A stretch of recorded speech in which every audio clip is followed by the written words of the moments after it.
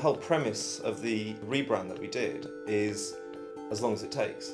First thing was to show what a huge problem it is, neglect. And the other thing to show how actually children have their own unique way of dealing with it. They're all about not transforming the children, but enabling children to transform themselves. The difference between their charity and other ones is that they are there for the long term, for what the child needs. And it's, you know, when you start looking into the problems with different children, let's say with this commercial, or neglect, there's a lot of different ways that neglect can be manifested. It's a sort of invisible problem, one that it's easy to just not notice. So rather than sensationalising things, we wanted to communicate people's genuine stories and also show how they were able to be transformed over a period of time. Talking with the guys at Baby early on, their openness to ideas and to tailoring the technique to individual stories, to have the brand running through it, so you know that it's from the same world, but also to look for an individual technique to reflect the individuality of the child and their story. We went out to our different projects and through our project workers found the right young people to tell their stories. We wanted to get a range across our services as well, so that we could really show the breadth of the work that we do. So we chose children and young people from all over the country, from a range of ages and from a range of different projects. We wanted to use a very different technique for each story because each story is different. For all of these things, we don't really have a script. We have more of an idea, you know, a direction of what we're trying to achieve. The technique for doing this, like using a very, very small model little girl, I just started to think that it would be a very visually striking technique to use, and I'd never seen it animated. It's all based on things that you could walk past in the street without even noticing.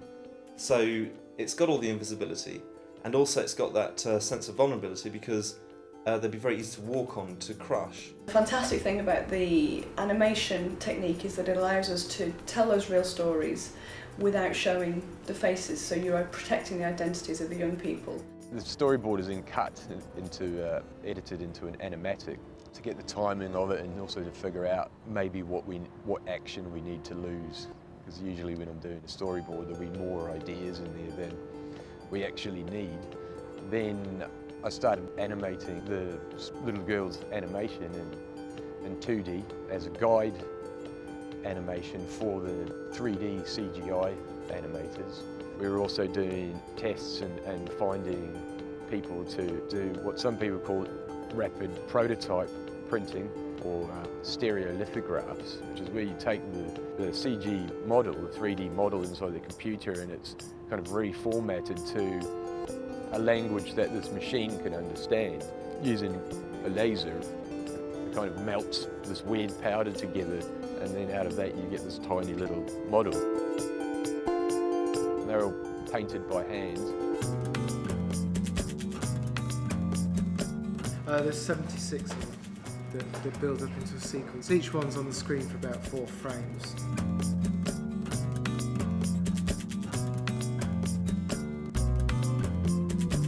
And it's working with Dan, we've been able to use things which are completely fresh but are feeding to the idea.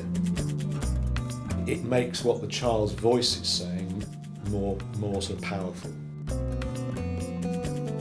We did a night shoot in stop frame where we had to do replacement stop frame. So you put one tiny little girl in there, and you take a picture of that, and then you pull her out and you put the next one in. And I think the end result for that is really quite an interesting looking feeling, because you have this very intricate kind of smooth CG animation running at the same time. Over the top of it you have the stop frame feel. So there is a very sophisticated movement in there, but also with a slightly naive, edgy look to the stop frame.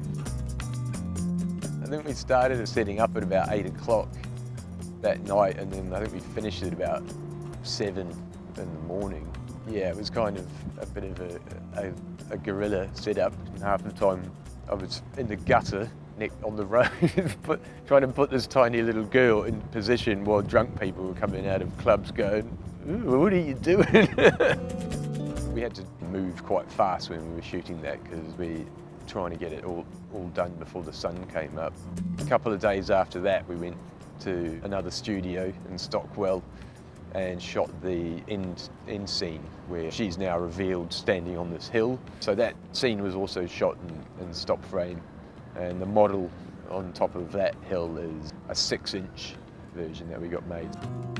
One thing we're sort of really thrilled about is that the feedback has been that these films are really powerful. We went back and made sure that Lee and Dan and Nicola and Emily were all happy with their representations of their stories. That's been really important. I mean, it's great to get the opportunity to make some nice, interesting work, you know, and try and be visually arresting and try new techniques. But the reasons for doing that is the end result, trying to help some kids and also to generate some funds for the charity so they can keep doing what they're doing.